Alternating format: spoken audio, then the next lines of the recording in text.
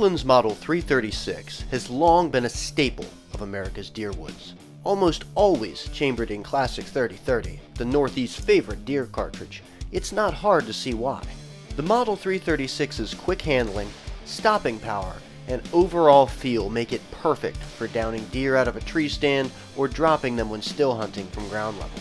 Now, with its Model 336C in curly maple, Marlin has introduced the Model 336 at home both in the field and on display. The first thing you notice about the gun is its striking, high-gloss finish. Shiny, but not so shiny as to make it a liability to prying deer eyes, the gloss serves to accentuate the beautiful natural grain of the maple for an eye-catching first impression. Upon closer inspection, the stock itself features a soft, mid-width recoil pad to soak up shock, and sling studs front and rear. Its pistol grip profile is complemented by a burnt checkering pattern along the grip's length on both sides. With a diamond pattern inset into the center, this not only blends smoothly into the gun's lines, but provides ample purchase in wet conditions. The forestock has a larger, but similar pattern with a diamond on the very bottom. This contrasts well with the blued steel receiver, lever, and barrel. The gun's lever is a traditional small width variant with a slight curve.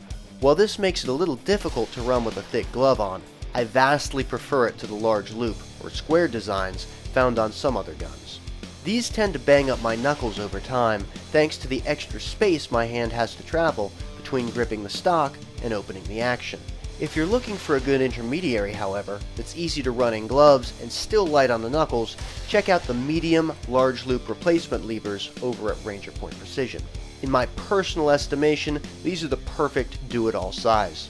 Digression aside, the lever runs beautifully, cycling the gun easier from the box than most rifle caliber lever guns, and I can only imagine it will get better over time.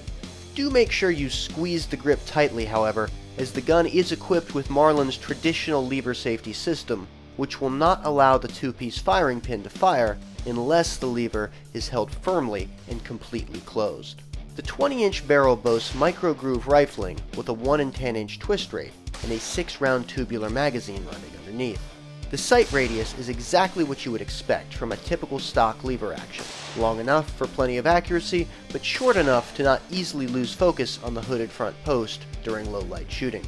The rear sight is an adjustable semi-buckhorn, and of course, if you're looking for more precision, the receiver is drilled and tapped for scope mounts.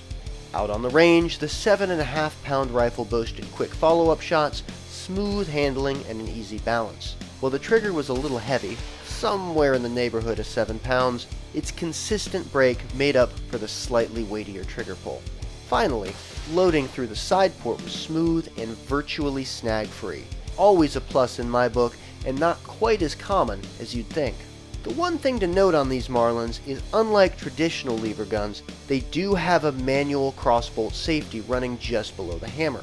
With this engaged, the hammer will drop, but will not fire, and you may think the gun is malfunctioning. Always remember to double check this before a loud click scares off that big buck you've been after for months. For more information on this beautiful iteration of the Model 336, which retails for $952.94, please visit marlinfirearms.com, and as always, for more Sunday Gunday any day of the week, check out AmericanHunter.org.